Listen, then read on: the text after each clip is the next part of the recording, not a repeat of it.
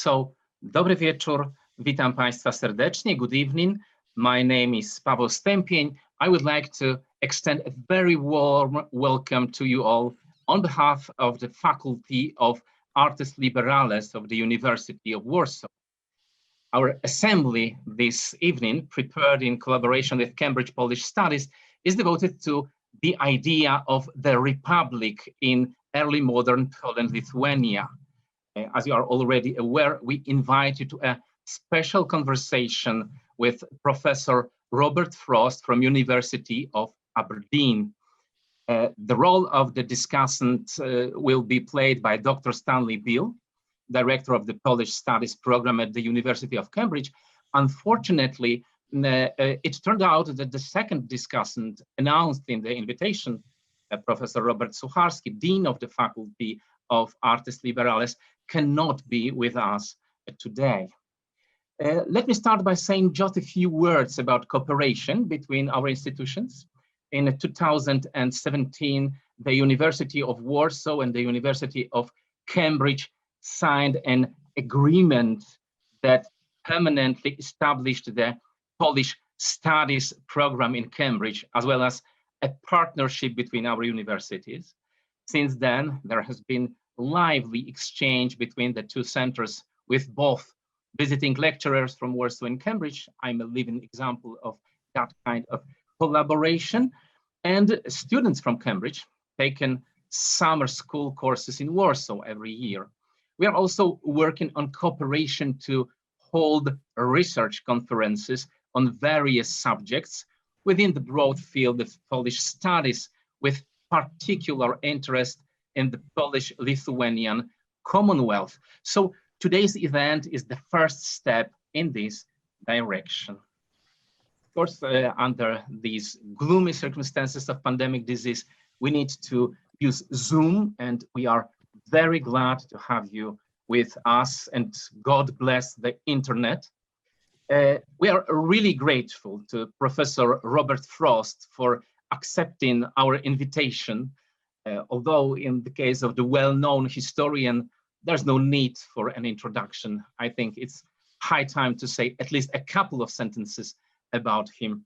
So, born in Edinburgh, he studied modern history at the University of St. Andrews, and then studied for a diploma in Polish language and culture at the Jagiellonian University.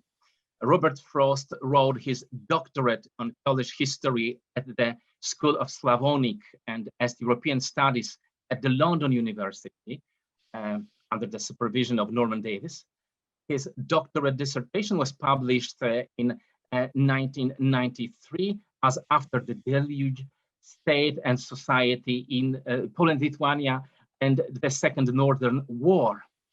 He taught at King's College London from 1987, and his second book, The Northern Wars, War, State and Society in Northeastern Europe, 1558-1721, was issued in 2000.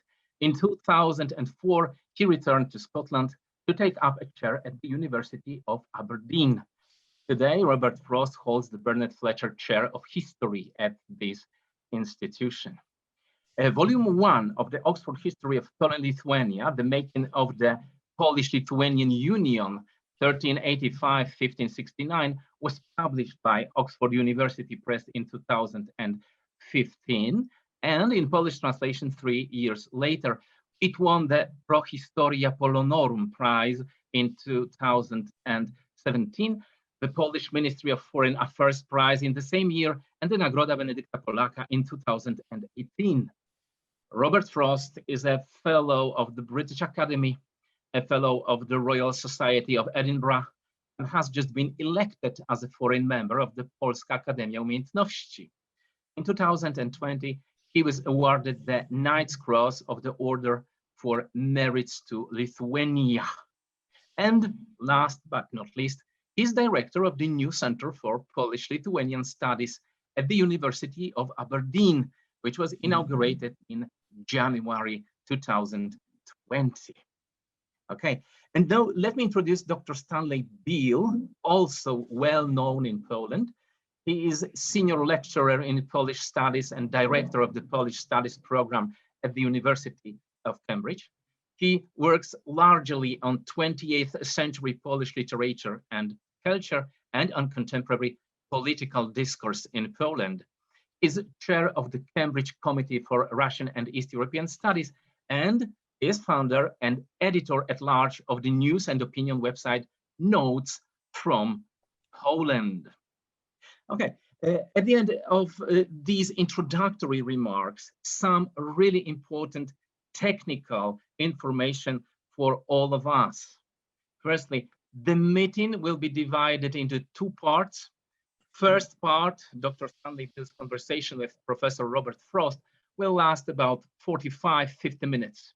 The second part will be moderated by Dr. Stanley Beale and will last also about 45 minutes and will be devoted to questions and answers.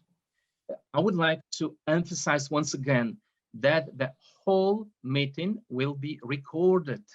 So if you want to ask the question, please write it down and send it using the chat function. Please type your chat message, that means your question, and click send.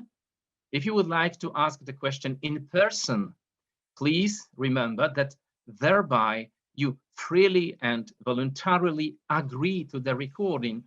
So if you would like to ask the question in person, please add this information to your question and send it using chat function, okay? So once again, all participants in the meeting are kindly requested to turn off their cameras, please do it, and their microphones. Only in the case of asking question in person, please turn your microphone and camera on. Okay, thank you very much. That's it from my side. I give the floor to Dr. Stanley Beale. Thank you very much, Paweł. It's a real pleasure to be here. Thank you to everyone for joining us. It's great to see such a large audience for this discussion. Of course, you know, we very much miss the personal contact and the ability to organize these events in person, but this is certainly a great substitute, and I'm very excited to have this conversation with Robert today with all of you here, and very much looking forward to your contributions to the discussion in what Paweł outlined will be the second part of today's conversation. So we'll get straight into the discussion of Robert's work on the Polish-Lithuanian Commonwealth. Now, the first volume of this Oxford History of Poland-Lithuania is really a magnificent book. If you haven't read it, it's available in both English and Polish.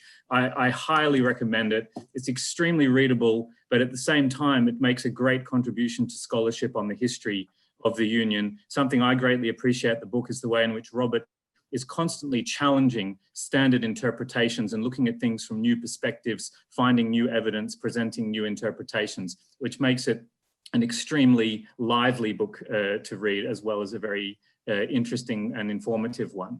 So the book, the first volume, takes the reader from the 1385 Union of Krzewo and the marriage of the pagan Grand Duke of Lithuania, Jogaila, and Jadwiga of Poland, or Hedwig in Hungarian. So it's a real mixture of cultures. So this is, of course, the beginning of the Polish-Lithuanian Union. And the book takes us all the way to the Union of Lublin and the establishment of the Polish-Lithuanian Commonwealth in 1569.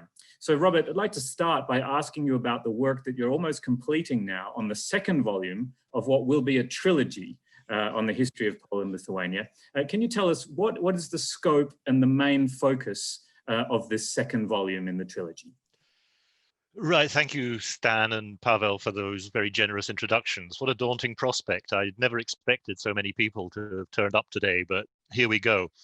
Yeah, some of you may be surprised to hear that this is a trilogy, because what was first promised when I signed my contract years ago with Oxford University Press was one volume from 1569 to 1815.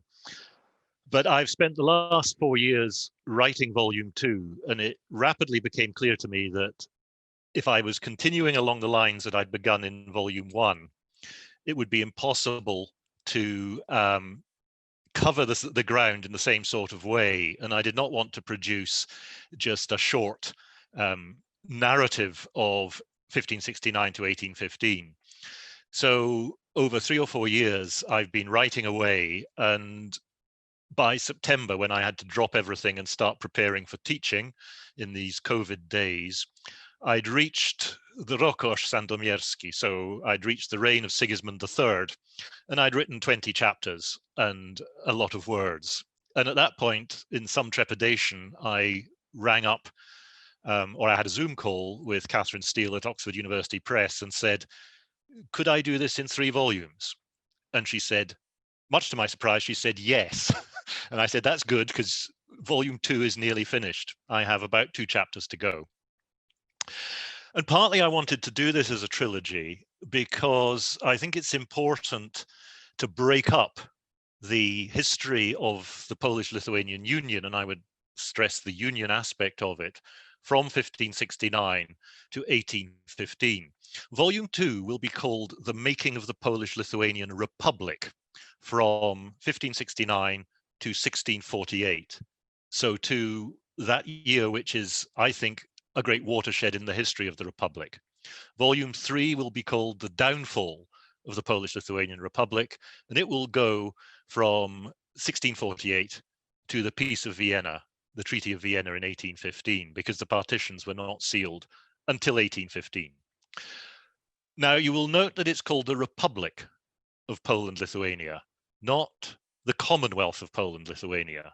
And that is deliberate, because if you read the Union of Lublin, you will see that the key clause, which I keep coming back to, so some of you will have heard me say this before, the key clause that broke the long argument between the Lithuanians and the Poles over the nature of the Union, said that this was one republic. The Union of Lublin formed one republic that was constituted by 2 states and 2 nations.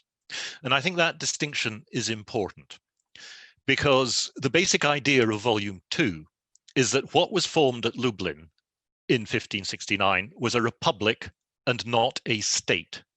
The states already existed. The Kingdom of Poland, now augmented by the Palatinates of Podlasie and the Ukrainian Palatinates, and the Grand Duchy of Lithuania. And yet, if you read the historians writing about this republic, this Commonwealth, which is, of course, the 17th century English term, translation of res publica, the Latin, Rzeczpospolita in Polish. But if you read historians writing about the Republic of Poland-Lithuania, they all more or less say that, of course, as Machiavelli says at the start of The Prince, a republic is just one form of the state. And much of the story of Poland-Lithuania after 1569 is told as a story in failed state building. Now, in the preface to Volume 1, I said that we should not judge the Poles and Lithuanians for failing to do something that they never set out to do. What did I mean by that? What I meant was that we should look at them in their own terms and seek to understand what they were trying to do. And I would argue that what the Poles and Lithuanians were doing after 1569 was not building a state, but defending their republic. And it is a Renaissance republic. And here I'm drawing on the work of Dorota Pietrzyk-Reeves, whose wonderful book on 16th century republicanism in Poland-Lithuania has just come out in English translation, which is marvelous because we can now teach it to our students in English. But Dorota draws a distinction between the standard definition of republicanism in what is essentially a debate that is, where the tempo is set by the Anglo-American scholarship, because republic in our modern sense means a system of a state system that does not have a monarch, it does not have a king. And yet what the Poles and Lithuanians meant by republicanism in the 16th and 17th centuries, I would argue, and I would leave the 18th century out of this for the moment because things did change in the 18th century, they were trying to institute a Renaissance republic based on the mixed form of government, the classical form of government as laid down by Aristotle and Polybius and other classical writers. So they were looking at what they called the mixed form of government, in which the Republic, the Commonwealth, the Rzeczpospolita did have a king, who was one of the three elements that made up that mixed form of government: the king, the aristocracy, and the populus, which is a term that's used in the Polish term lud in the Union of Lublin. And that is how they conceived their system. And that is the determining factor in much of Polish-Lithuanian politics throughout the period I'm writing about in volume 2 and indeed in volume 3. What did that mean in practice? Well, I would argue that Poles and Lithuanians had a very good understanding of the distinction between a republic as a community of citizens and the state as an abstract judicial personality, a judicial creation with a legal personality of its own, of which in many of the other European states, the king became the embodiment of that state. And this was very convenient for monarchs in 16th and 17th century Europe, partly because in 1576 along came Jean Baudin. And what did Jean Baudin say? He said, sovereignty is indivisible and it lies with the king. What Baudin was doing was attacking fundamentally the forma mixta, the mixed form of government. Partly, I suspect, because he'd heard about it from the Poles who came to Paris in the early 1570s to pick up Henry of Valois, the first elected monarch, viritim, and he did not approve of it. Now, of course, the notion of indivisible sovereignty is fundamental to our concept of the modern state, and those of us on these sceptred isles at the moment are hearing a great deal about sovereignty and its importance. But I would suggest that the historians have often written about the Polish-Lithuanian Rzeczpospolita, the Commonwealth, the Republic, and have elided the distinction between republic and state. I've looked carefully through the modern Polish translation from 1953 of, for example, the works of Frycz Modrzewski, De Republica Emendenna. And the translator frequently translates res publica as state. If you look at the 16th and 17th century translations into Polish of Frycz Modrzewski, no translator ever does that. Res publica is always translated as Rzeczpospolita, państwo is state, and they are very clear about the distinction between the two. Now, I will end this section, because Stan will no doubt want to ask another question in a minute, and I've gone on too long. I'll end this section by saying the conception of Volume 2 is to say that in many respects, down to 1648, Poles and Lithuanians were successful in building something that political theorists said was impossible, a republic in an extended territorial state that was capable of defending itself and of flourishing. And I think it did flourish in many respects down to 1648. And what Volume 2 does, there are several thematic chapters in it that look at issues like religion, the Renaissance, and its importance for Polish political and other thoughts in this period, that we have to interpret the institutions of the Rzeczpospolita not as failing institutions of the modern state, but as successful institutions of a republic. How does a republic, a Renaissance republic, do justice? What place do the cities have within this idea of republicanism? What does the Renaissance idea of self-government mean within this system? So those are the questions that I've posed myself, and I'm trying to answer them. I don't know whether I'm answering them successfully or not, but I'm trying to answer them in Volume 2. I mean, I think it's very interesting that you talk about simply the translations of these terms here. So Rzeczpospolita as a literal translation of the Latin res publica, so meaning public thing, essentially. And in Polish, this term Rzeczpospolita is only used in respect to Poland. There is also the word republika, and for other states that are republics, that's the word that's used. Rzeczpospolita is only for Poland.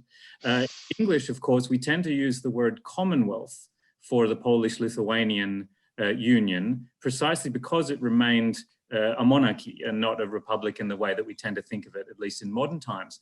But this relationship between monarchy and republic, and the relationship between royal power and the power of the Sejm and the Szlachta, the nobility, was often a vexed one. Can you talk a little about the development of this relationship, and this relationship as something of a struggle for power over time? And when the history of the Commonwealth is talked about as the history of a failed state, that's often what's highlighted, that the centralized power in the king is constantly being undermined by the power of the particular interests in the Sejm, and that this weakens the army, it weakens the state as a centralized entity.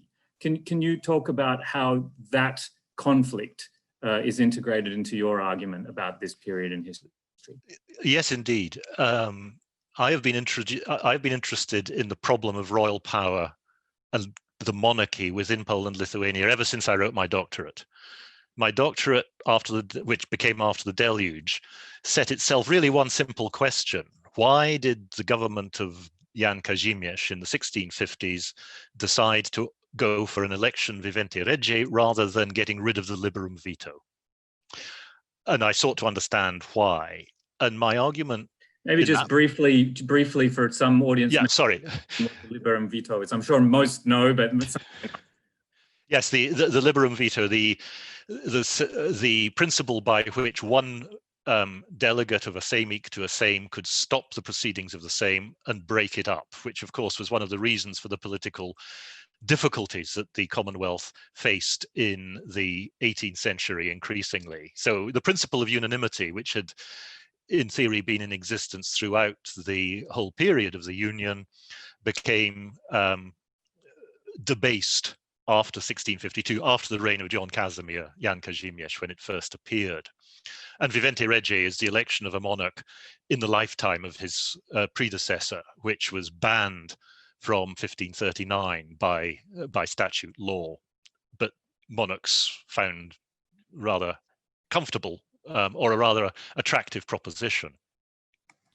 So how do I approach this problem? I should say that I do use the term Commonwealth in the book when I'm referring to the whole Union, because I think it's useful to make that distinction. And I try to use republic when I'm talking about the political system.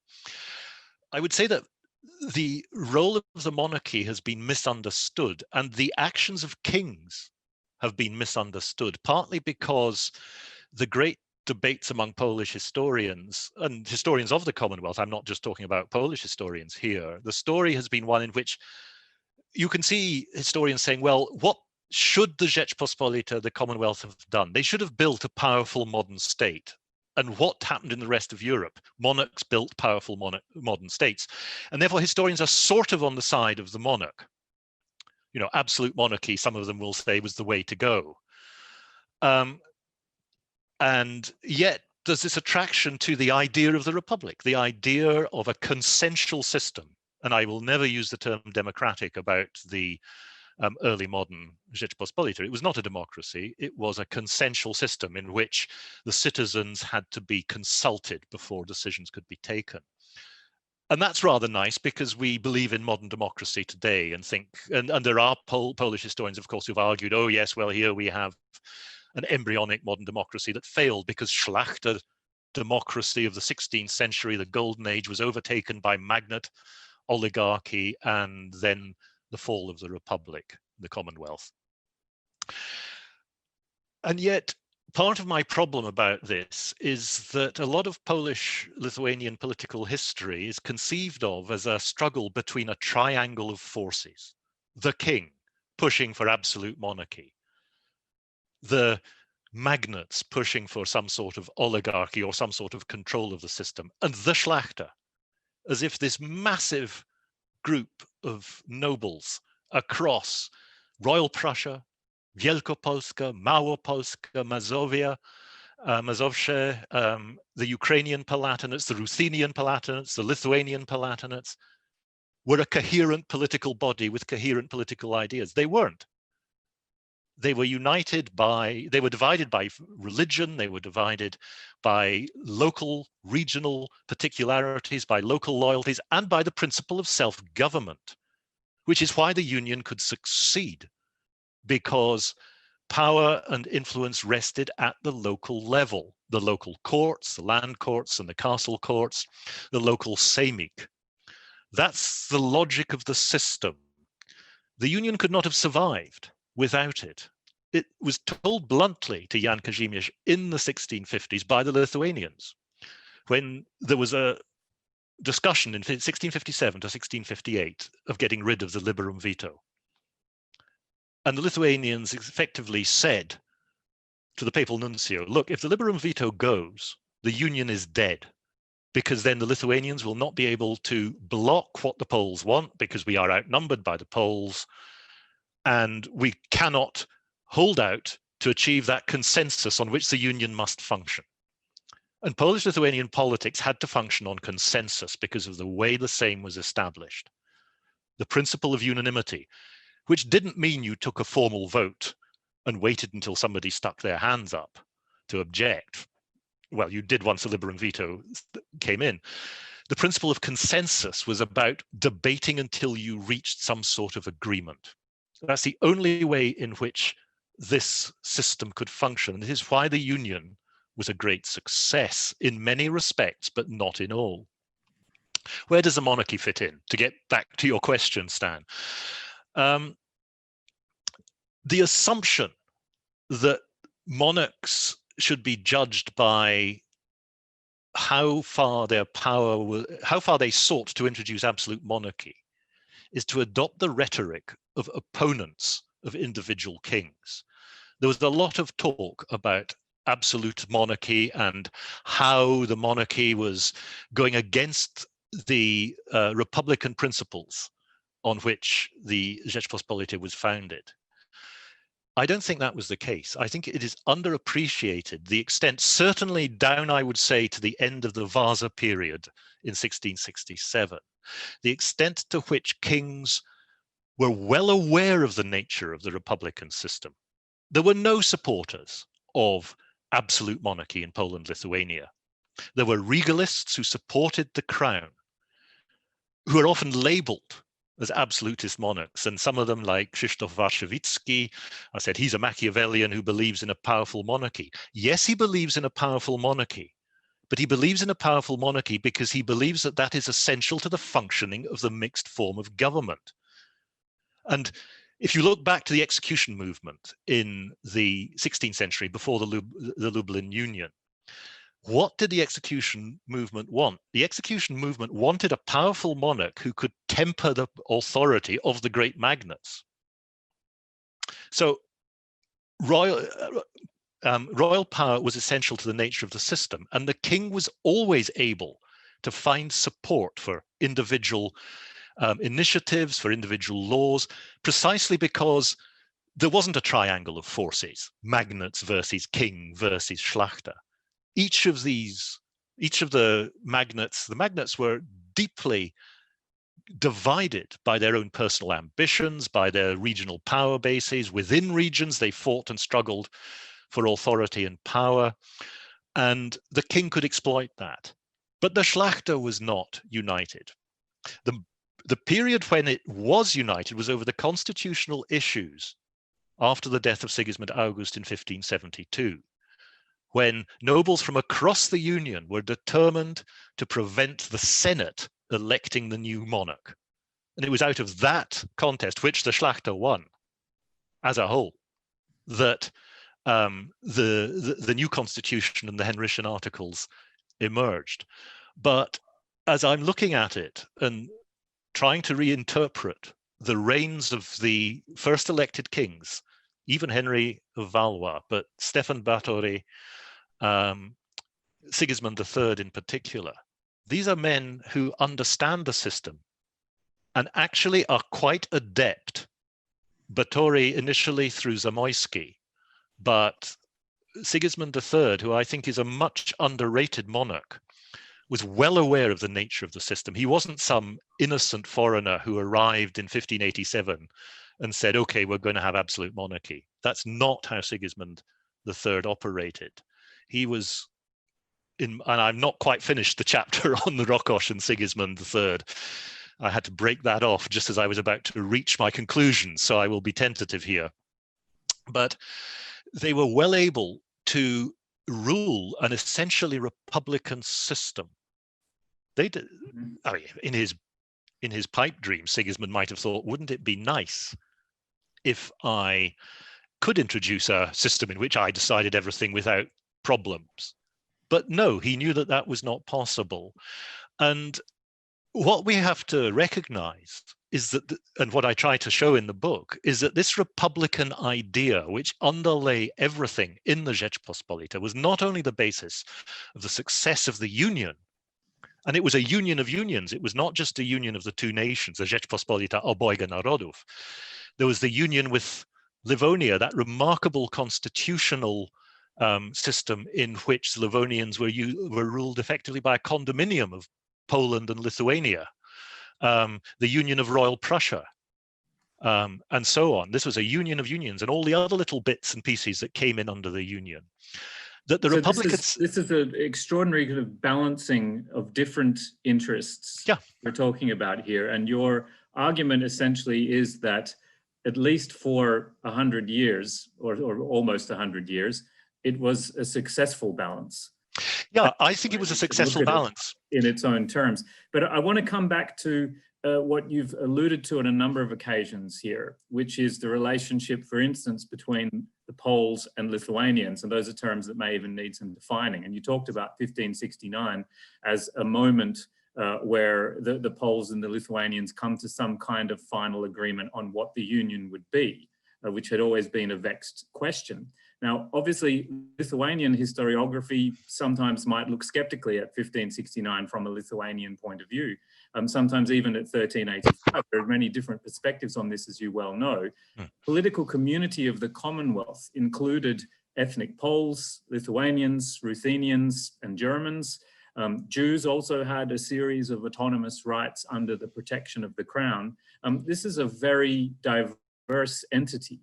So how would you characterize the relations between the different groups and their evolution perhaps over time, and especially in the period that you're dealing with in this second volume, perhaps particularly the Poles and the Lithuanians, but those the other groups as well, because it's such an extraordinary hybridized mix in this period. It is, and it's the republicanism that makes it work when it works, and there are problems with it which I shall come to. I should just going on from my previous point, I should mention that we talk of the Union of Lublin, but of course the Union of Lublin also involved separate unions with the Ruthenian Palatinates, the Ukrainian Palatinates, who agreed their own arrangements when these Palatinates were incorporated into the Kingdom of Poland. And the basis of the Republic was a common set of institutions, which is quite remarkable. You can still see in some Polish historiography the idea that absolute monarchy in Western Europe created united, centralized, rational, bureaucratic Weberian states. Not at all. The Commonwealth of the two nations, the Rzeczpospolita, was far more institutionally unified than the France of Louis XIV, where you have the Pays d'État, the Pays d'Élection, the different regions with different privileges and different laws. It's not until 1789 and the creation of the département by the revolution that France becomes a centrally run governed state. The institutional basis of self-government was what held the Union together. That republican idea that we decide things at our local level and then we travel to the center to work out and reach some sort of consensus on matters that affect us. Now you could, and I do in the book, I have a chapter on the towns where I say this republican idea of self-government also lies at the basis of cities, whether they are royal cities or private cities. They are self-governing.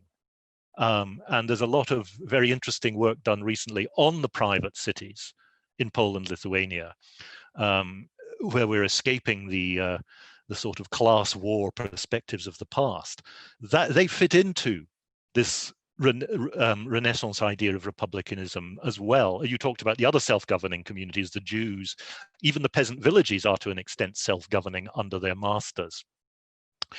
That is what holds the system together. And it's very different, if I might just bring up an analogy, it's very different from the British situation, because what Britain creates in 1707 is a unitary state, not a common republic.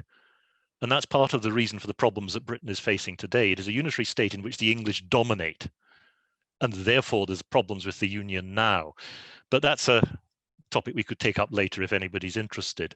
But in terms of the relations between the various peoples of that large and diverse citizen body, this is the reason why, in many respects, one of the successes of the Union sows the seeds of problems that it was to face after 1648, because you do get a coming together which is already fully in train before 1569, what historians call the Polonization of the elites of the whole Commonwealth, which is a term that I have difficulty with, because I'm not sure that Lithuanian or Ruthenian nobles in the late 16th or 17th century would have regarded themselves as Poles in the ethnic sense. They were Lithuanians, they were Ruthenians, they were, Wiśniowiecki is very well aware, Czartoryski is very well aware of both his Ruski and his Lithuanian heritage as part of the Grand Duchy. But of course, the Polish language is very successful. It's spreading well before 1569 across Lithuania, at least at the top level of society. It spreads among the elites of the Ruthenian Palatinates.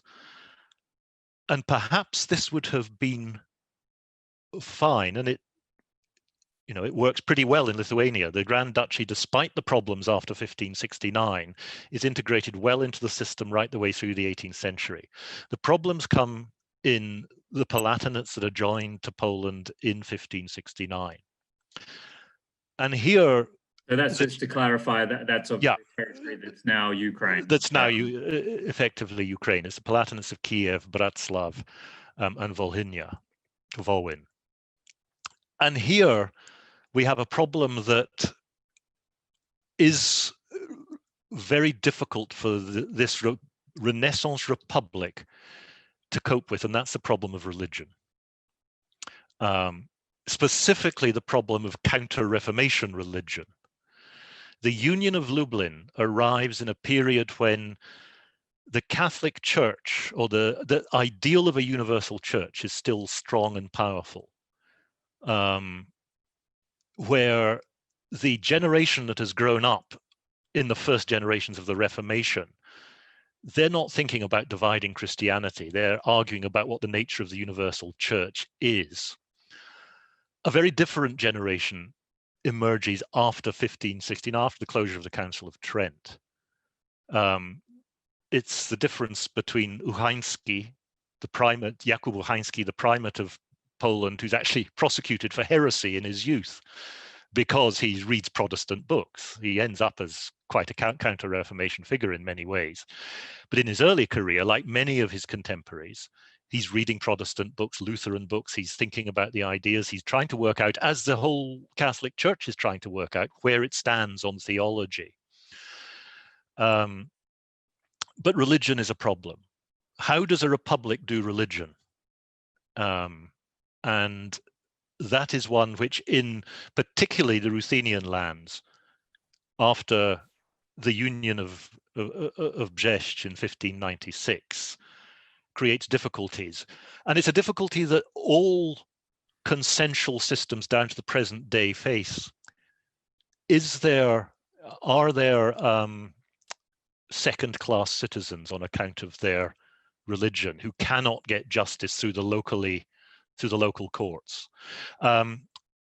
Now, one of the remarkable things about Poland-Lithuania, if you look at the interregna, the period between the death of Sigismund August in 1572 and the election of Stefan Batory in 1576, it is remarkable how little religion is a practical issue. Yes, it's a theoretical issue, and you have the Warsaw Confederation, which is not quite what in popular imagination it is. It's not real. Only 3 of its clauses are to do with religion. It's about keeping the peace during the interregnum.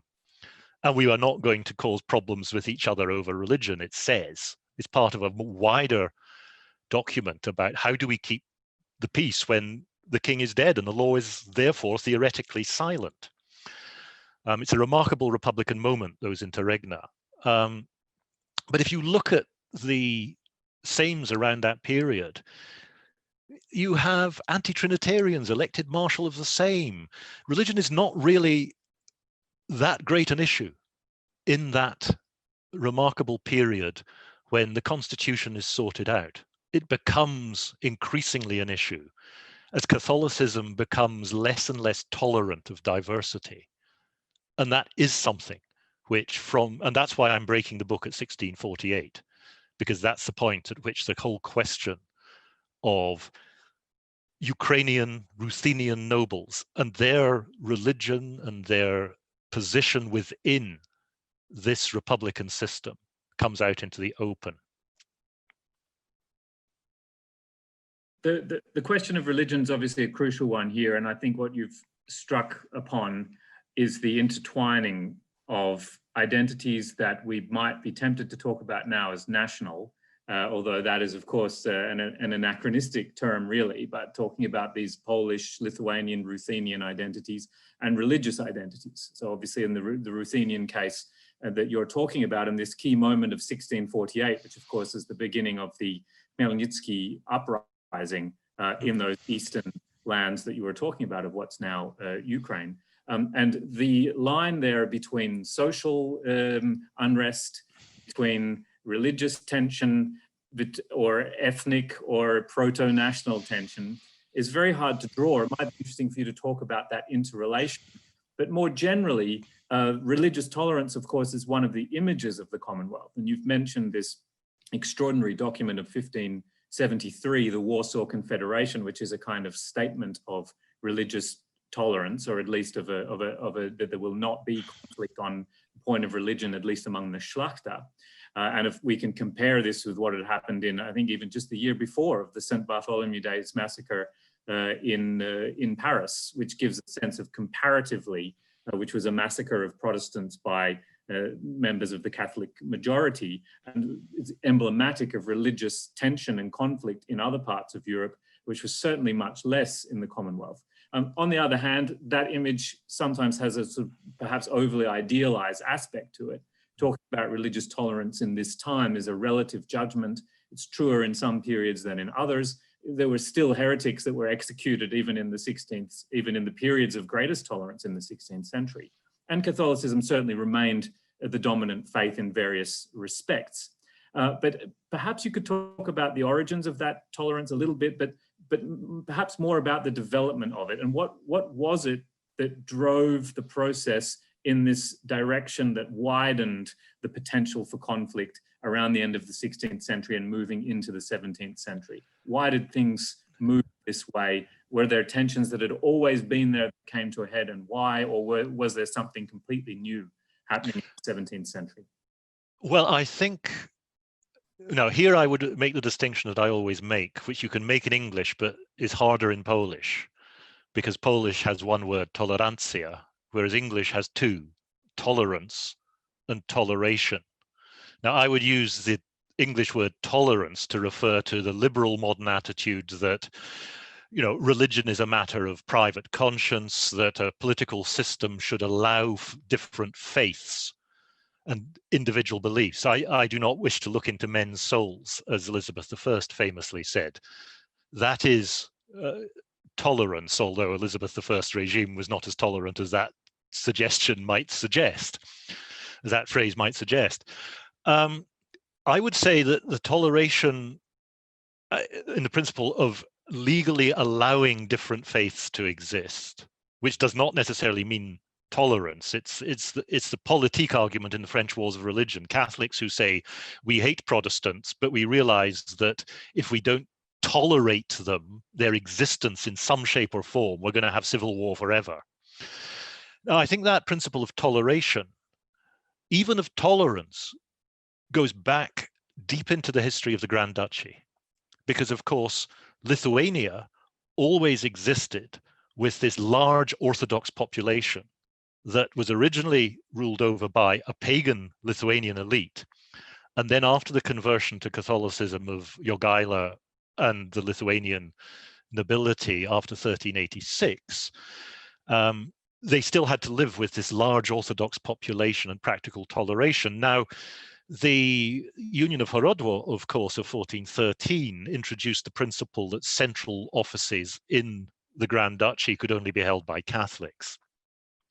But even then, you see... was there always discrimination against the Orthodox on a certain level? And there was a sort of failure to integrate the Orthodox part of the polity that exploded in 1648? Do you put any store in that interpretation? No, I mean, I think the Lithuanian tradition was interesting because, in effect, there was a promotion of Catholicism, and quite a strong promotion of Catholicism by Jagiełło and Vytautas, Witold. Once they converted, I mean, they endow the church as much as they can. They try and push Catholicism down into the Ruthenian territories, but their ability to do so is limited, and so they have to live with it. They're quite content to have, the central offices after Horodło, which is, of course, Jogaila and Vytautas's treaty. They want to rule from Vilnius, as it were. But the Grand Duchy is not a centralized state. The Ruthenian Palatinates, particularly in the south, are left to their old laws, and they are largely self-governing. So when they come into the republican system with the Union of Lublin, they've been self-governing before. And so the question of orthodoxy and Catholicism doesn't really arise, particularly. It is after 1569 that it becomes a problem. Now, what I would say is that although I'm skeptical about this presentation of Poland-Lithuania as this uniquely tolerant society within 16th and 17th century Europe, it's not particularly it's not really. And of course, from the mid-17th century, it becomes increasingly less tolerant as Protestantism shrinks in its importance and its influence, and non-Catholics are excluded from participation in the same, and so on. But nevertheless, certainly in the late 16th century and into the 17th century, as the Catholic Reformation gets going, as the Counter-Reformation gets going, as the Jesuits get going, there survives something of that old 16th century Catholic attitude. And it's what I call in the book Republican Catholicism. So you get somebody, a great Ukrainian magnate like Jerzy Zbaraski, who at one point the Jesuits turn up and he tells them, he just sends them away. He says, I don't want you lot spreading this poison in my lands, so get out. And he sends them away because he realizes he's a Catholic, but he doesn't want that form of Catholicism because he realizes what problems it can cause in his lands. And if you look at the private owners of towns, there, in many respects, there is toleration on a remarkable level for the Orthodox, for Catholic, for Protestantism, for the Jews. In many ways, given what's happening in the rest of Europe, it is remarkable, though I think the influence of the Warsaw Confederation can be exaggerated. The problem with the Warsaw Confederation is that it expresses the desire that we will not persecute each other and arrest each other for our religious beliefs, but it gives no legal definitions and it gives no legal protections to dissidentes in religione, to dissidents in religion.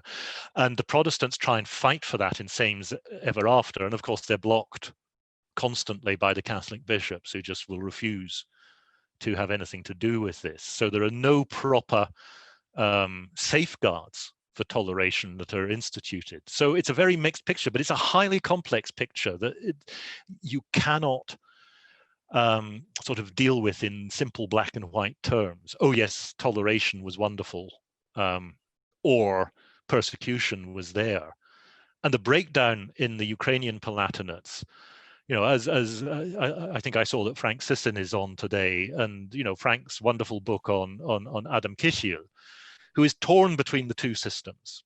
As an Orthodox magnate, he is demanding that the Orthodox have rights as Republican citizens. He is arguing a Republican position and saying, what's this promise of equality as citizens within your Republican system? And it's the Ukrainians who hold up the Republic and say, this is not working as well as it should. And it's religion that lies in many respects, not in all respects, but in many respects, it crystallizes other issues, which are of identity, as you say. Can you be Rus? What does Rus mean? Can you be Catholic, Roman Catholic, and be a Ruski? That's one of the questions of the 17th century. I am very conscious that we have questions that are already coming, so I'll confine myself to one last question before we turn to the broader discussion. And that is, what contributions would you say that the Polish-Lithuanian experience and institutions make to wider political thought and practice? And perhaps extending from that, what can we learn from the history of the Commonwealth today? Well, I think we learn how fragile consensual political systems are, precisely because of that promise of universality, that promise of liberties and right. And I think because it's a Renaissance republic, a lot of the discussion of the golden freedoms of the Polish-Lithuanian nobility tend to sort of look towards it as being, rather like our own Anglo-American discussions of individual liberty. Well, the Renaissance conception of liberties is a communal liberty, is the liberty of self-government. It's communal liberty, and actually a lot of what we regard as individual freedom is attacked as license, because you're putting your own interests before that of your free community. It is very much Renaissance political ideas. But it's a fragile one, because if the promises of this equality of citizens are not extended to the poor nobility, and it's the exclusion, the denial of noble rights to many people, many of the traditional noble class within the Ruthenian Palatinates, and Frank knows a lot more about this than I do, the denial of even the status of nobility to these people who regard themselves as part of the traditional nobility of Old Rus. That's what helps to detonate the constitution, the Khmelnytsky rebellion, and many thousands of nobles participate in it. And I have a section in the book that's called Inclusion and Exclusion. And that's important. It's a wonderful concept of citizenship, of a citizen community. Who is part of that community and who is not part of that community? And here the cities occupy an interesting space. And in the 18th century, in volume 3, I want to have a chapter on women and talk about where women fit into the Republic, but I've got no room for it in volume 2, so it'll have to wait till volume 3, when of course there are many interesting features about female property rights, especially under Lithuanian law. And I want to explore that in volume 3, but don't ask me about that today, because I'm still formulating my ideas on it. I'll just take the opportunity. Does that answer your question? But I would say, if you're asking about modern times, yeah, I, like many of us, have been sitting glued to CNN, watching what's going on in the United States at the moment, and thinking about parallels. Łukasz Opolinski, in his Defense of Poland, published in 1648, just as the solids were about to hit the air conditioning, writes in response to John Berkeley. He looks at the British and he says, we don't have to execute, we don't have to put our king on trial. They'd not actually executed Charles I at that point. It was when he'd been arrested, and the Scots had sold him to the English, as Opolinski points out. And he says, we have our kings under proper control. Our mixed form of government, in which the Senate, of which I am a part, plays the crucial role, and our laws uphold our system. We don't have to go through any of this stuff that you're going through in England. Well, we know what happened there. There was a confidence in their system that you can see, the confidence of Americans in their political system. Well, we are seeing it come under serious stress at the moment. And there are commentators saying, will it hold? Can it hold against a president who is refusing to accept the rules?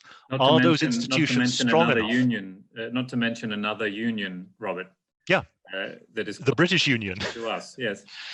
Well, there I would make the distinction between between the formation of a unitary state in 1707, where the Scots were given 45 places.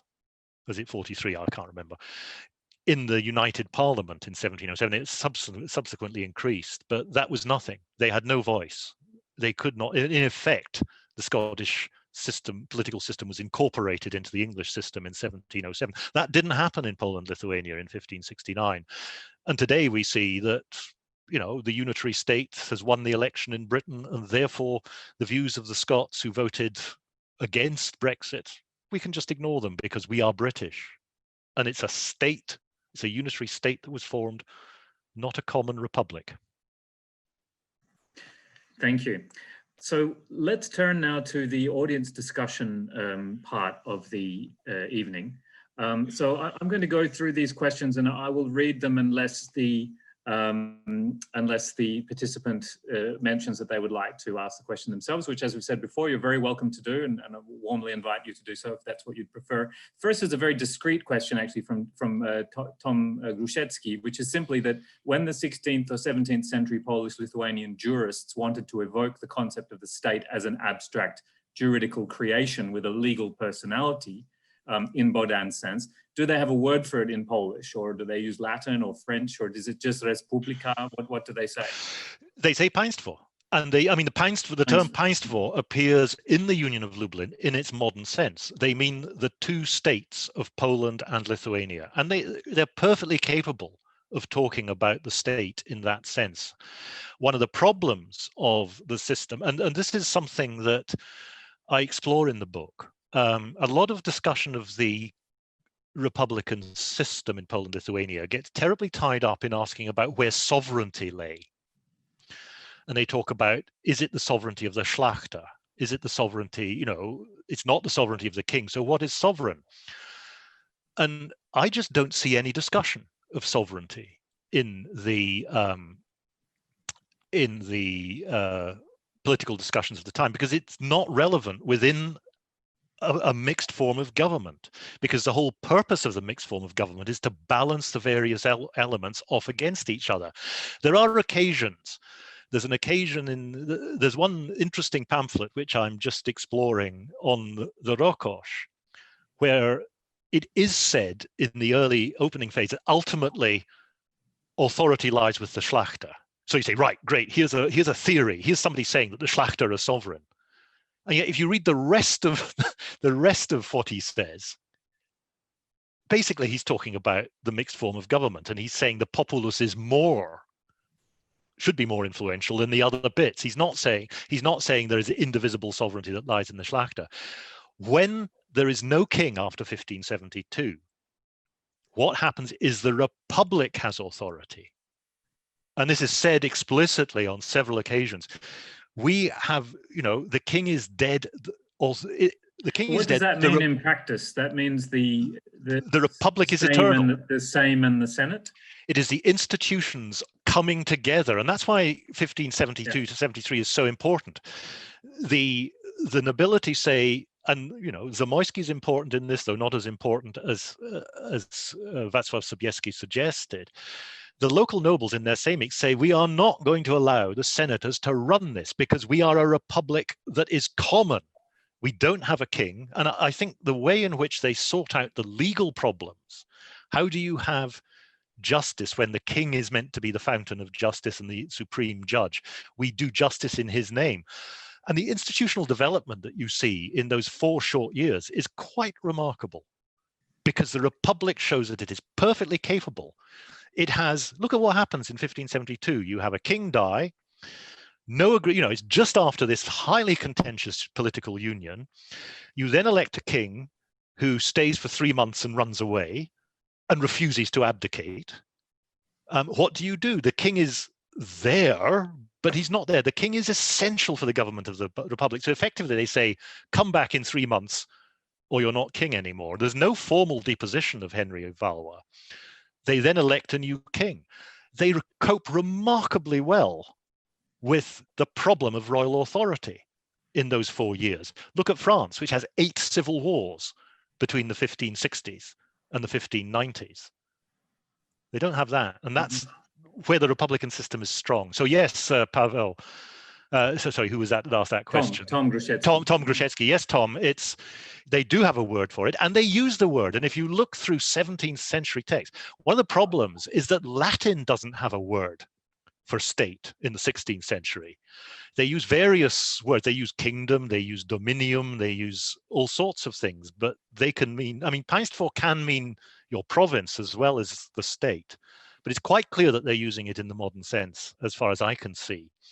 But when the first Latin translation of Machiavelli comes out, and that famous first line of the Prince in Italian, tutti stati, all states can be divided into either principalities or republics. The first Latin translation, it's got no word for state, so it sort of convolutes the whole paragraph. If you read it in Latin, it's bizarre.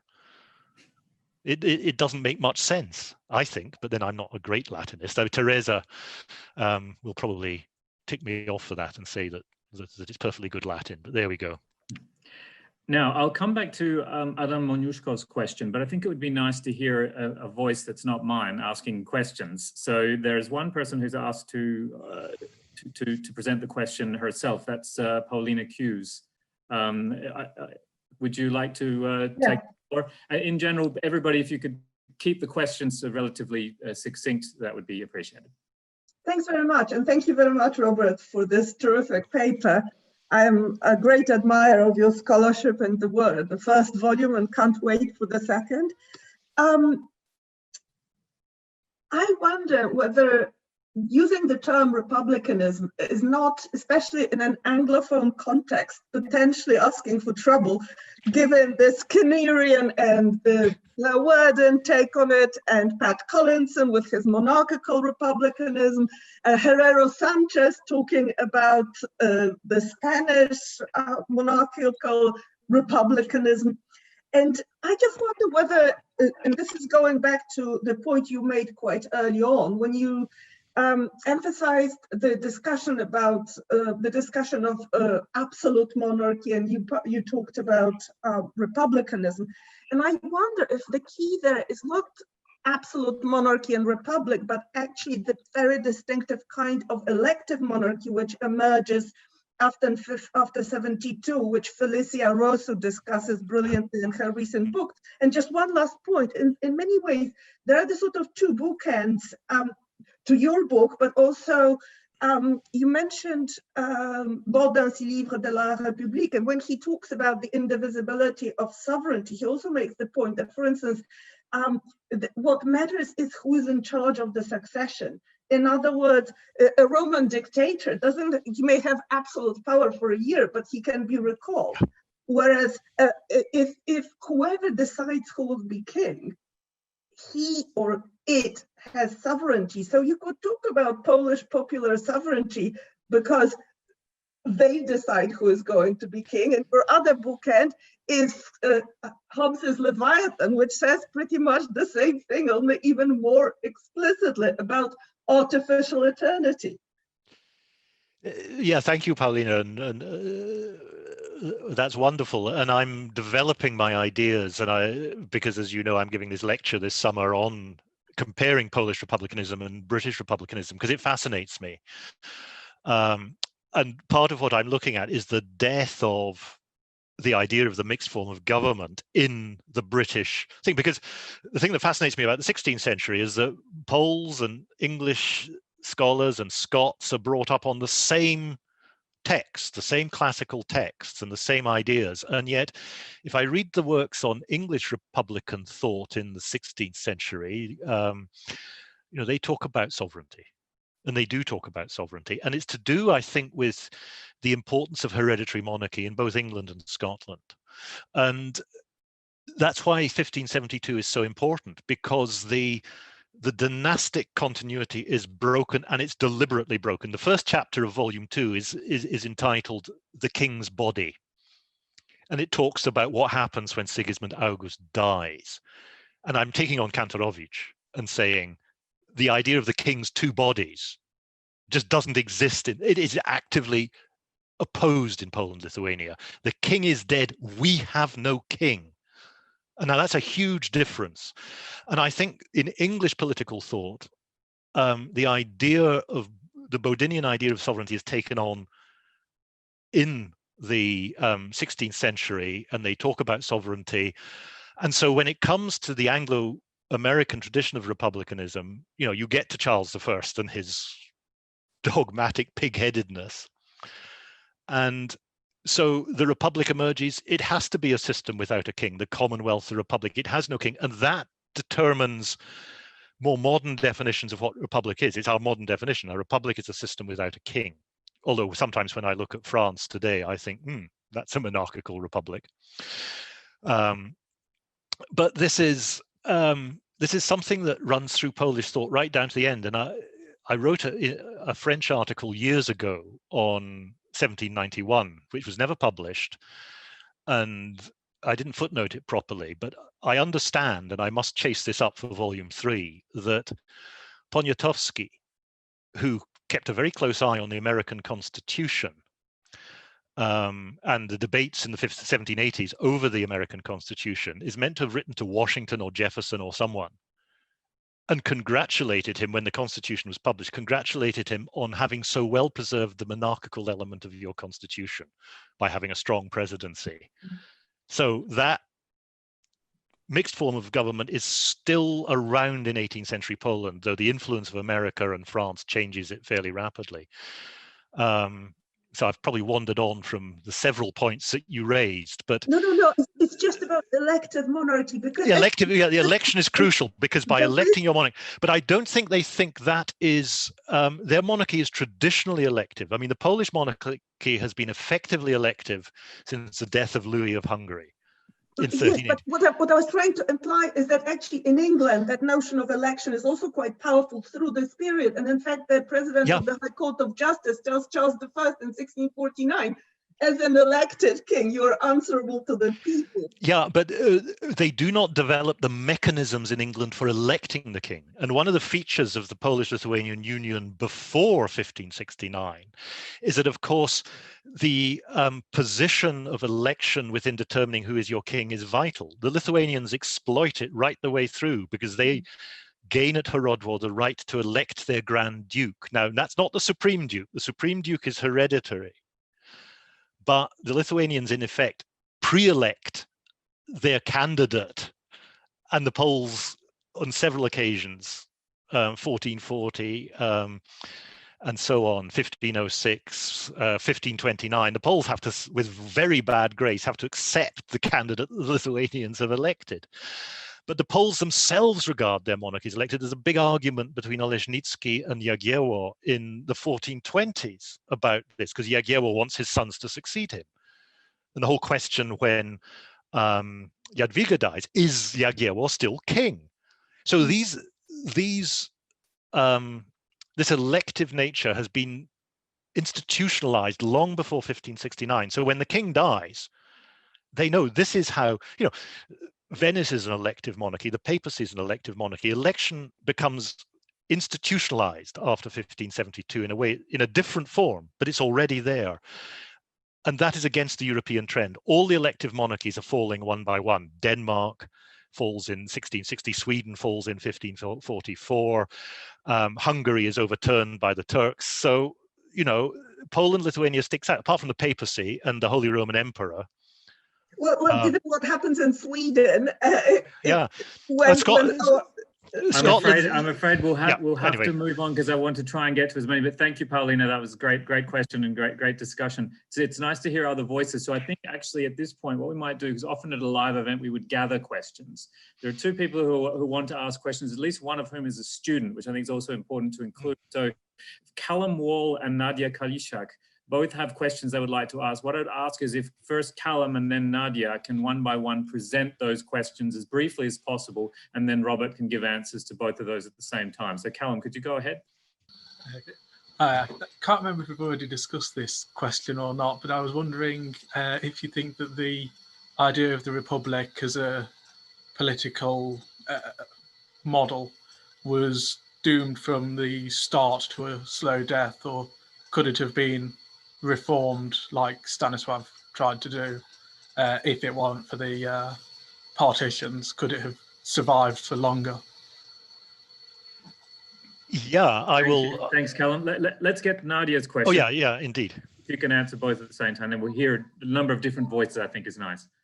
Yeah, so my question is, I was wondering whether there was an increase in the use of local vernaculars, especially in the Ruthenian Palatinate, as the religious toleration decreased, and whether the status of Polish as lingua franca, did it decrease in status as the religious toleration decreased? Two excellent questions. I should say 2 questions from former students of mine, which is very nice to see them. Hi, Callum. Hi, Nadia.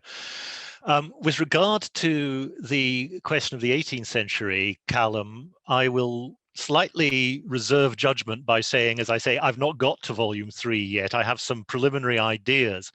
I do not think that the Republican idea was doomed from the start. The great merit of the Republican idea was this sense that this sense of citizenship, this sense of commonality, this sense of a consensual system in which you could argue your local case and reach a consensus.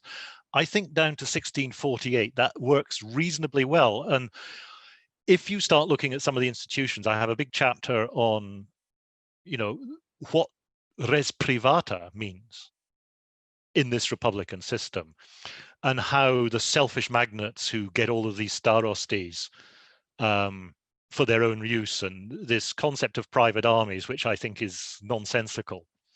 If you look at it within the Republican framework, it's something entirely different. But the Republican idea is extremely robust, and it gains a new sense of life in the 18th century, precisely because of America. Poles take a very close interest in America. Of course, we all know about Pulaski and Kościuszko and all of that. But it's because the Americans are fighting for a Republican idea, and the debate heats up very much after 1776 in Poland, precisely because they're looking at the Americans and saying, hey, here are tropes and ideas that we can relate to in Poland, and perhaps hold a key to how we can reform our system. The great difference after the Great Northern War in Poland-Lithuania is that whereas down even to the reign of Sobieski, there's still this pride in our Republican system and our, how we have alone held out against all of these nasty absolutist ideas. After the Great Northern War and the failures of the state, it's beginning to become evident that that Renaissance constitution of the 200 years later is not functioning. And how do you reform it while retaining that essentially Republican ideal? And that, I think, goes forward very much into the 19th century, the idea of this republic. So that's my answer to your question. Language is a fascinating aspect of this, Nadia. It's a very good question. And one of the things I'm looking at, though I haven't fully written it up yet, is to do with the spread of Polish as a legal language. In some parts of the Commonwealth, they use Latin still. Latin goes in if I remember correctly, the local court books in Podolia, which I was reading in the archive in Kiev, they were kept in Latin because that was a neutral language between Polish and Ruthenian, in some sense. In Royal Prussia, they were in Latin for a long time. The sources. You can chart the spread of Polish across the Grand Duchy by looking at the local court books. And one of the things I was quite surprised at reading local court books in Vilnius was the extent to which some Palatinates that I had thought would be Polonized quite early, Ruthenian hangs on quite long, and others is very early. They're Polonized, and they're not some of the ones I would have expected. But language is not your identity in the 17th century, despite what Herder says later. Language is a practical means of getting things done, and politically, Polish is, and legally it becomes more and more important. So in 1697, for example, when you have the Coequatio Jurium in the Grand Duchy of Lithuania, it's the local Lithuanian Szlachta who say, we want to get rid of Chancery Ruthenian, which was the official legal language of Lithuania right through the 17th century, written in Cyrillic. We want to get rid of this because we speak Polish and we can't afford to hire lawyers who understand this bloody silly language that we can't read. So that doesn't mean we don't regard ourselves as Lithuanians. It's because, you know, as I always say in Eastern Europe, I speak English. That does not make me an Englishman.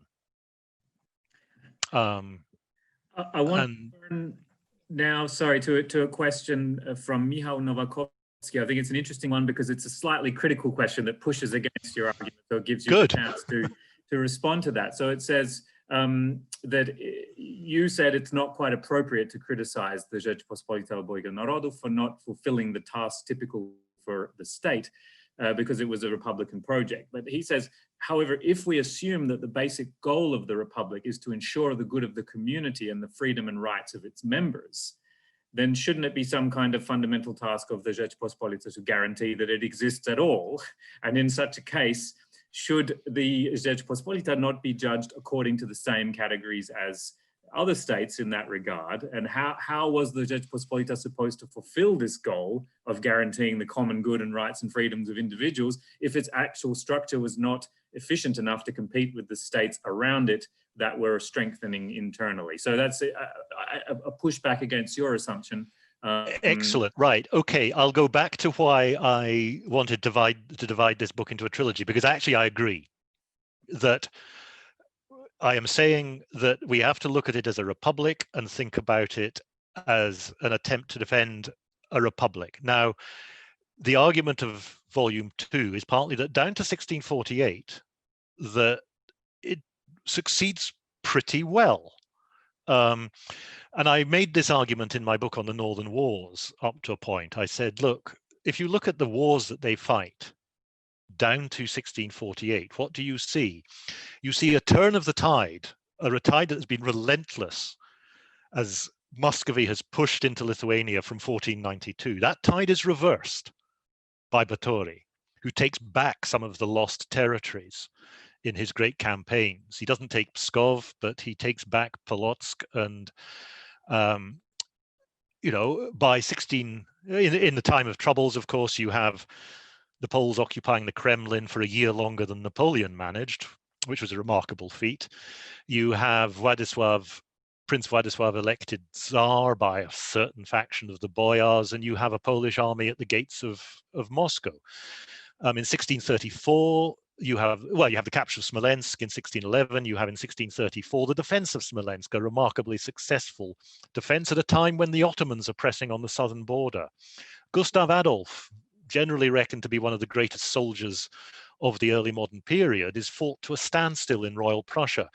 My argument would be that the Republican system of waging war works down to 1648.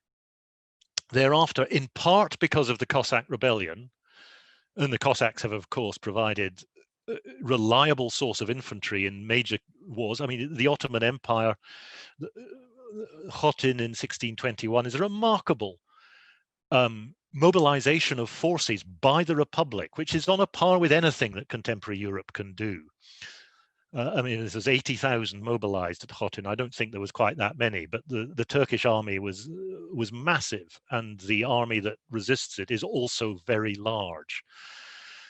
After 1660, things change. And here, I think that criticism is absolutely right. And part of what I want to do in volume 3 is say, it's entitled The Downfall of the Polish-Lithuanian Republic for a reason. I don't think that downfall was inevitable. The Republic could reform itself, and at the end did reform itself. But how do you cope in a new world? And a lot of attention has gone on the Polish military and the military failure. It doesn't create a large standing army. But then I think that in many respects, Poland-Lithuania institutes what Machiavelli was arguing for in his Art of War, a book that was incidentally very popular in 16th century Poland. It sells well in 16th century Poland. A citizen, a republican defense force of soldiers who can be mobilized swiftly when a threat comes. Now that works until it works in the 1650s, because once the political collapse of 1654 to 1655 is over, despite the difficult conditions, the Poles and Lithuanians raise armies that are capable of turning the tide again. Sobieski can raise a large army, of course, to go to Vienna. But by the late 17th century, you're operating in a different world. The Great Northern War is a watershed, partly because the Commonwealth doesn't think it should be fighting the Great Northern War, because Augustus II effectively attacks Sweden as Elector of Saxony, not as King of Poland. And when Charles XII turns up in Poland, Radziejowski says, "What are you doing here? We're not at war with you." And Charles XII says, "Oh, yes, you are." But I think a greater failure of the Commonwealth, and I want to explore this in volume 3, is that in a new world, a new post-Westphalian world after 1648, when the international system becomes predicated on an idea of sovereign independent powers. I mean, it doesn't happen immediately in 1648, but that sort of Bodinian idea of indivisible sovereignty, which international relations students always start with 1648. I have a lot of them in my class on the 30 Years' War, where I have to say, no, this is not what Westphalia set out to do. It was a consequence of the way it decided various matters. But our modern state system is based on the idea of the equality of sovereign powers. Now, Pufendorf famously said that the Holy Roman Empire was similar to a monster because it didn't fit his categories after 1648. The same could be said of the Commonwealth.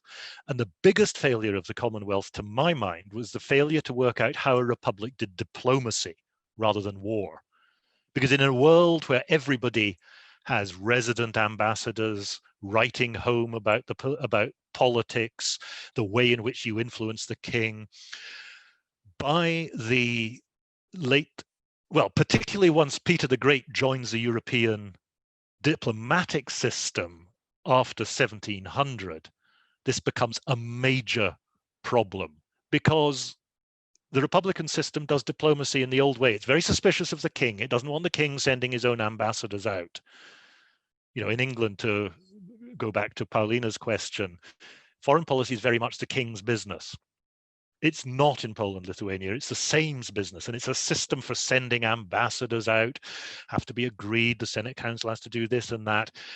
And you send out individual ambassadors on individual missions, as everybody has done down to the 16th century. But it doesn't work anymore. It means you're short of intelligence, you're short of any sense of what the diplomatic and political possibilities are in the international system. You're not a proper power in the international system, and that matters by the 18th century.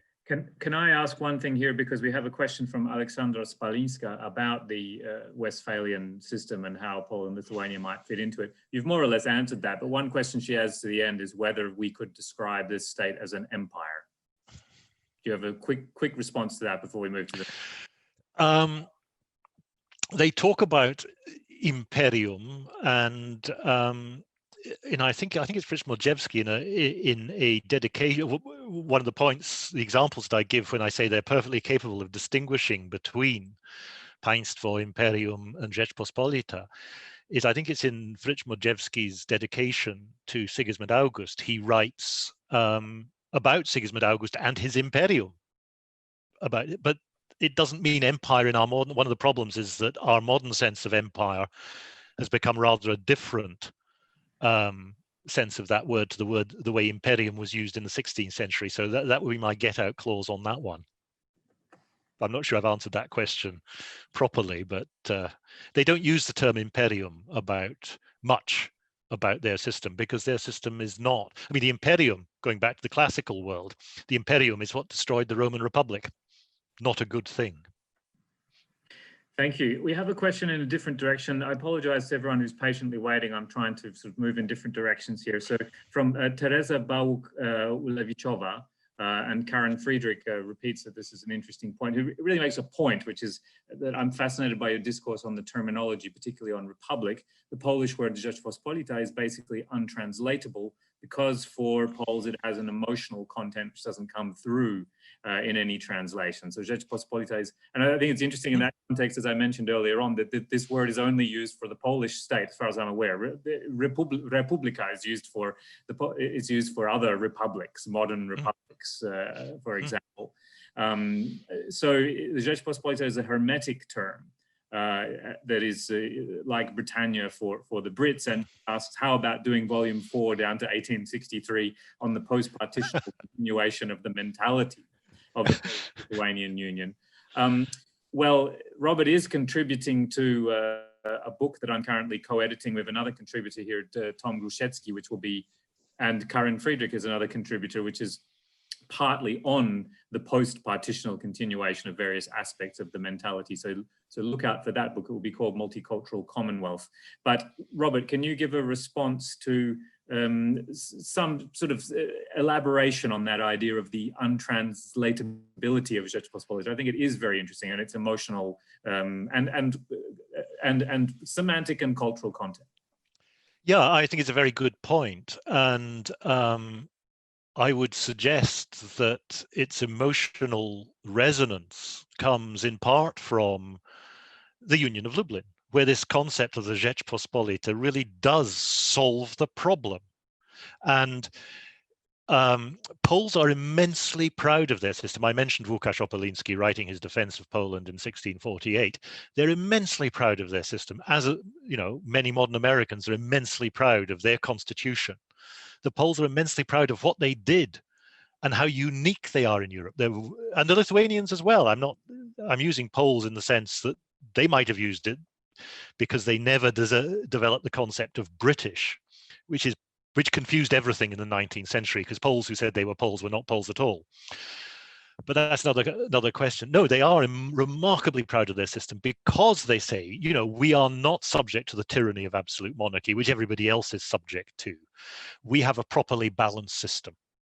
And they can maintain that, I think, right the way down into the Saxon period, but it starts to go a bit haywire in the Saxon period. I should say that the planned last chapter of volume 3 will be called Ghosts, and it will be about the survival of the Republican idea after 1815. And part of the ethos of and the mission statement of our new Polish-Lithuanian Center in Aberdeen is to look precisely at that issue. Why and how does that Republican idea from the early modern period determine political culture, not just in modern Poland, but also in Lithuania and in all the successor states. Modern Belarus, where the revival of the symbol of the Grand Duchy of Lithuania, the pogon in Polish, Pochonia, in recent months is remarkable.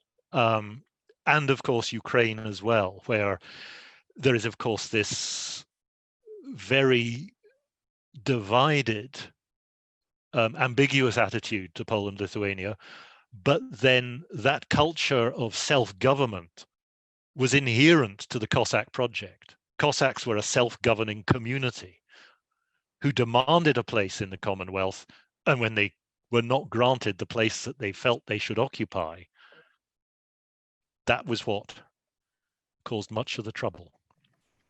I promised to get back to Adam Moniuszko. He has a question about values, common values and republicanism. He says it's not just about institutions, but about the common values of a political community, let's say. So for example, like virtus, cnota in Polish, virtue, understood as actions taken by political active community of the nobility for the common good, for the sake of the Republika. And he says maybe the beginning of the downfall, or he asks, maybe the beginning of the downfall starts in the erosion of these values. So it's about values as much as institutions. As a quick editorial comment, I would say it's interesting that very often the focus in these conversations is on the downfall of the Commonwealth. You know, we're talking about this period of the Commonwealth's sort of development and the sort of greatest height of it, but this retrospective tendency to always look on what caused it to fall apart, which I understand part of your project is precisely aiming to work against that. But nevertheless, it's an interesting question about this question of values and how they were tied to the institutions, how they evolved, whether there was a downfall of values, so to speak. I would absolutely accept that. I mean, if you look at the political literature of the 16th and 17th century, it obsesses about these values. And it goes right the way back. You know, I think, you know, I do not believe that Fritz Modrzewski argues that everybody's a citizen, that peasants are citizens, as was maintained in some of the scholarship, particularly in the communist era. I think it's no accident that Fritz Modrzewski's first book on the Republic, on how to reform the Republic, is about morals. For him, the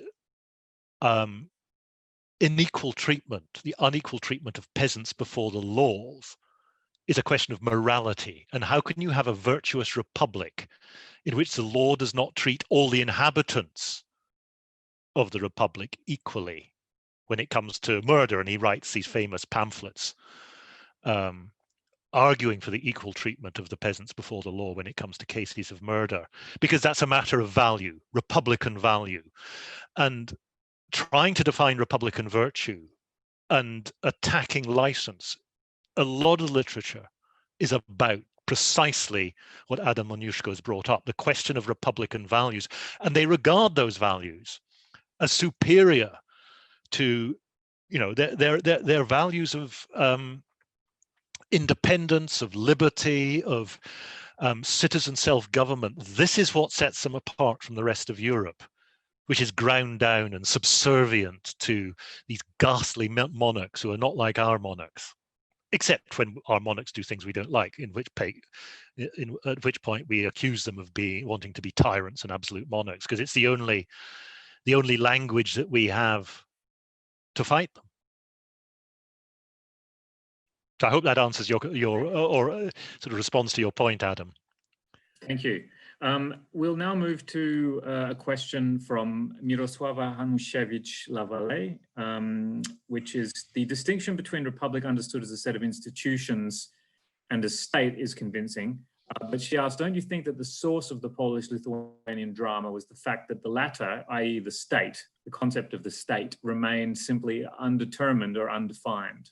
So it's identified with the institution of royal power in some ways, but it was never the primary concern, and that this problem was revealed in the times of interregnum.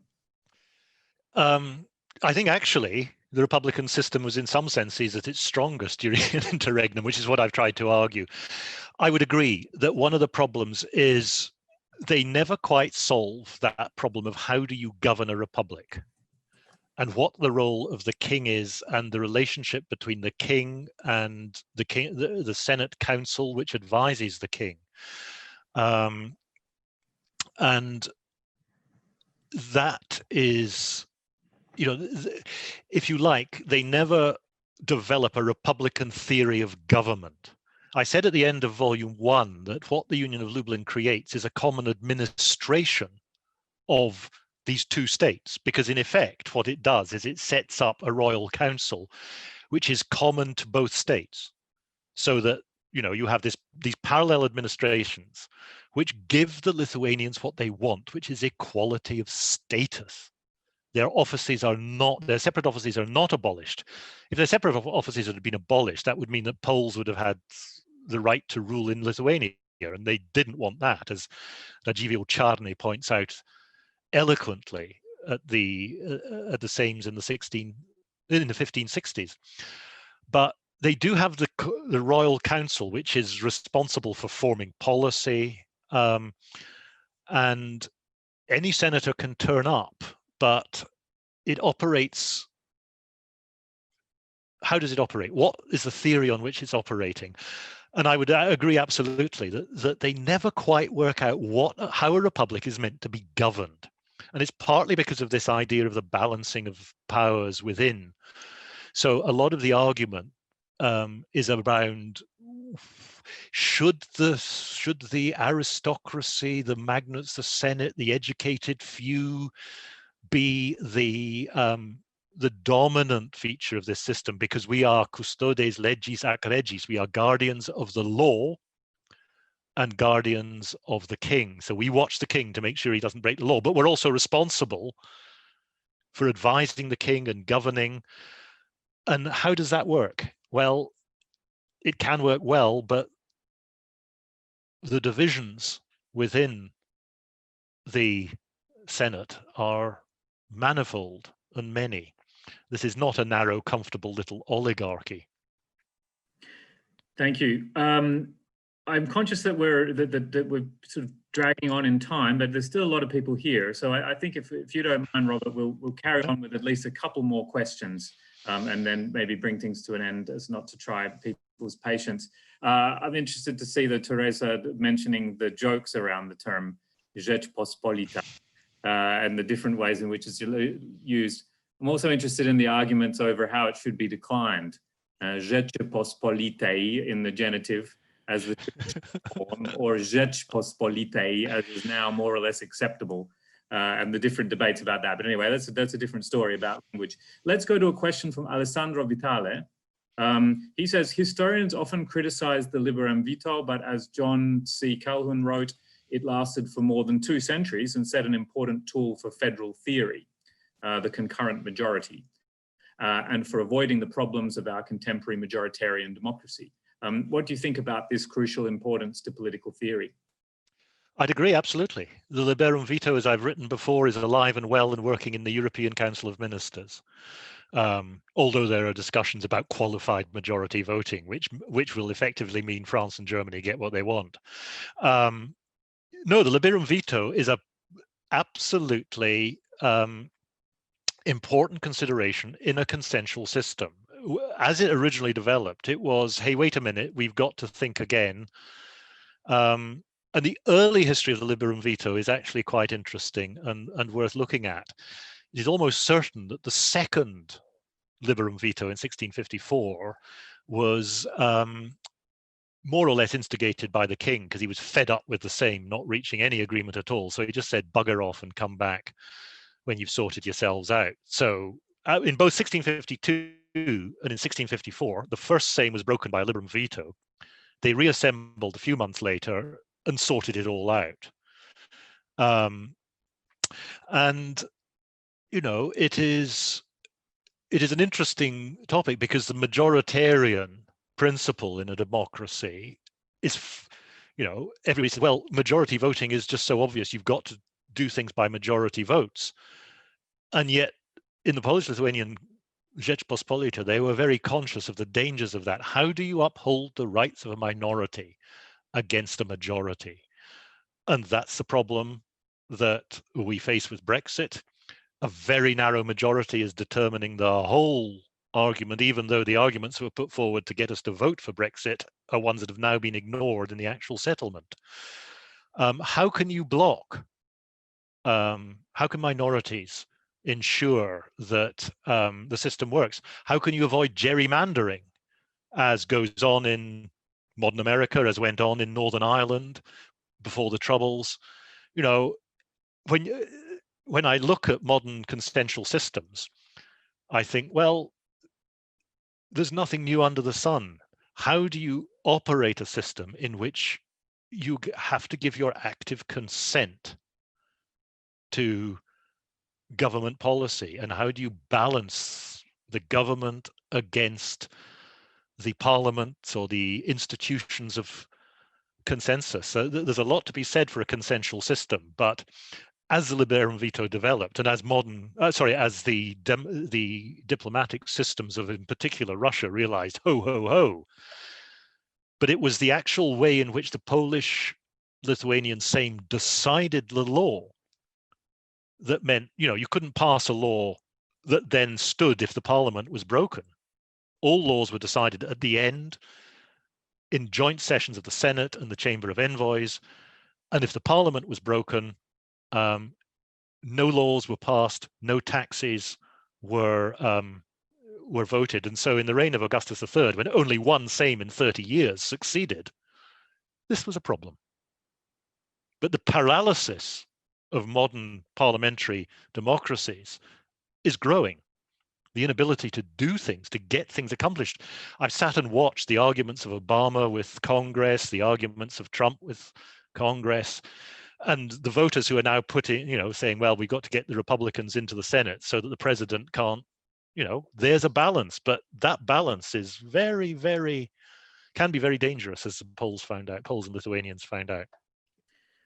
I think we have time for one more question, and apologies to those that missed out. Obviously, at any event, unfortunately, we can't get to every question, but we got through a lot, I think. So thank you, Robert, again. And we have a question from Alexei Rudenko, which I think is an interesting one, which is, weren't there any attempts, or what were the attempts, perhaps, of Ruthenian or Cossack leaders who also belonged to the Szlachta to amend the Republic peacefully via discussions before the rebellion of 1648. He refers to discussions by Modrzewski and Orzechowski in the mid-16th century about the Republic that were their debates after it was established and started to work to try to solve this particular problem.